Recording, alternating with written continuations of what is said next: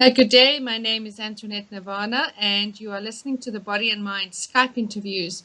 Body and Mind is your health and wellness online directory for professionals. And today we welcome Christine Ingram. And Christine, you are a psychic and a medium, intuitive healer, a writer, and artist. Good day. How are you doing today? Good day. I'm doing very well. Good. Um, Good. So we're just going to have a little bit of chat about who okay. is Christine and, how did you get onto this journey? How did you start developing your psychic medium abilities and your spiritual, healing side of things? So give us a little bit of a background as to how this all came about for you. Okay. I grew up in a very traditional Catholic family, and it was about 7 years ago where my health went down very badly, and I found that normal conventional medical remedies weren't helping. And during some treatment, I actually went under an operation, and when I came round, I started to experience unusual premonitions, and I would say I would start seeing things, and I started seeing people around me, shadows, and I would hear voices. And conventional methods like going to the priests and the usual ways never really helped me, wasn't helping me. And through all of this, I was actually guided to go and learn Reiki. And through learning Reiki to try and help not only my health, um, but also try and understand what was happening to me, I started to realize that it wasn't something to be afraid of. So my whole journey actually started with learning Reiki. And through Reiki and connecting with my healing guides and speaking with them, I started to realize that my journey wasn't really about healing. It was more about connecting with spirits. And I know as well as a child, I used to have very unusual dreams as well. And I never really took much notice of them or took them seriously enough until this part of my life came up. I started to realize what it all meant. So it actually, my whole life, my whole health guided me into a holistic lifestyle. And from that, I've brought my whole family into a holistic, natural way of living. It's actually been a very gradual, slow process, but it's actually been very peaceful. I've seen how we've all transformed differently in such a nice way. And through all of this, Cool. to me, it feels part of my life. I couldn't think of anything else than having all these spirits around me. So Christine, I'm very intrigued from a very sort of Catholic background, Catholic family. Yes. You said you were guided into learning Reiki. So there must have been something that came up in your life, some person or some event, because that's quite a flip from being Catholic into going into healing and seeing spirits and shadows and stuff like that. What happened there for you? Look, it was quite in a psychological point of view, it was very difficult for me. I grew up with very strict, I wouldn't say strict, but how in the church and religious perception of spirits is something that you don't deal with it, and it's something that nobody talks about. And so I found it very difficult because to me it brought out fear, a lot of fear within me. I thought there's a lot of connections to evil spirits and things like that. So it was very, very difficult psychologically, I would say. So it took a long time for me to learn to trust my own instincts, and also So I've learned over the years what being having faith and trust is all about through this whole procedure. Yeah. So what happened? Who was the person who introduced it to you, or how did you jump from being, you know, from the religious side, from the church side, into being discovering healing and stuff like that? What was that person or that moment in your life when you got to realize that there was something other than, what was the in and around the church? I went to study Jikid and Reiki with a wonderful lady named Siew Fung in Bloemfontein.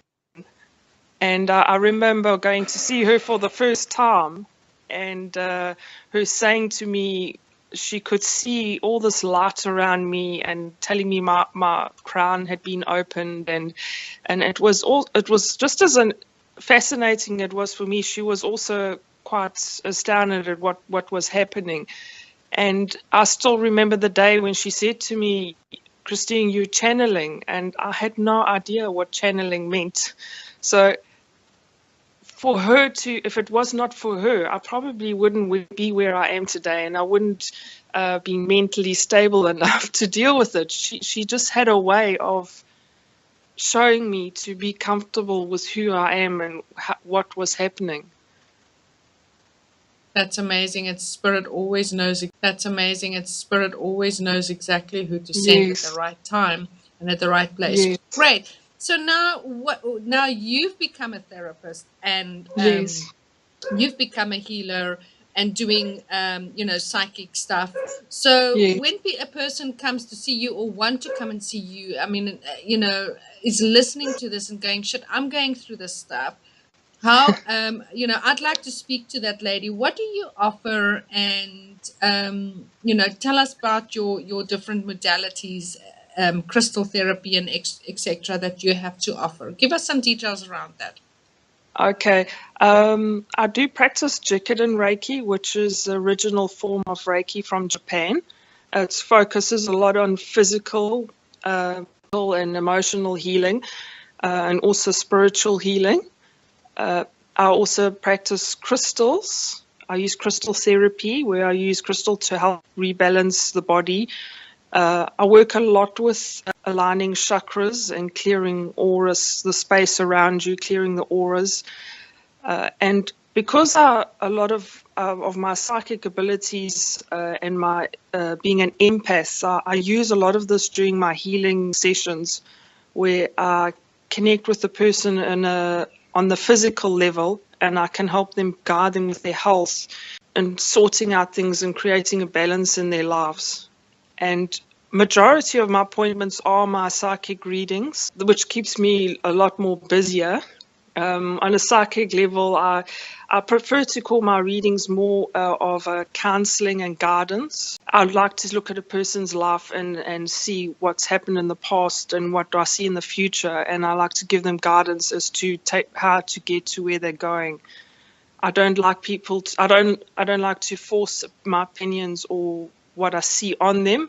It's more of a guidance session to help them to have the best of their life, basically. And I thoroughly enjoy this part of what I do, is helping people find themselves and to guide them in the right way. Great. Okay. And what else is it that you have to offer? I mean, what can people expect from a Reiki session? How long does it last? Is it on a bed? Is it in a chair? What does it entail for somebody who's never heard or experienced, this type of healing? To come for a session with me, I have a Reiki bed. So they would be, I like to at least take 15, 20 minutes to talk with the person first, to make them feel a bit more comfortable and just to understand why they here for Reiki. And then a session will normally last about 45 minutes to an hour long. It depends on the person and what they're needing done. Because of my intuition, a lot of my healing is comes from my intuition. So some people might only need a half an hour, and others might need about an hour. So I trust and I go with whatever I'm feeling is needed for the person. And often when someone comes for Reiki, I might feel that they need they might have one of their chakras might be off balanced, or their aura might be need to be cleared. And this, I follow what I need to do. A lot of the aura cleansing, I like to use a lot of sage for clearing spaces. But for me, I'm a bit of a crystal fundi, so majority of my healing sessions, there will be crystals. I also like using sound and vibration, which is singing bowls and bells. And also sometimes if they're not needing, a lot of people are not really needing healing, they're learning to let go. And I find that one of my other modalities that I do is my soul dance, where I like to teach people how to meditate, but through dance and movement and dancing around and learning to let go. So a lot of my healing is I combine a lot of things within one session to get somebody to get the full benefits of their healing. Do you do classes or teachings of any type? Do group things that you do on a weekly or monthly basis that people could join into? Yes, I do. Every second month, I do a high tea with spirit. I'm going to be doing my third one now in December.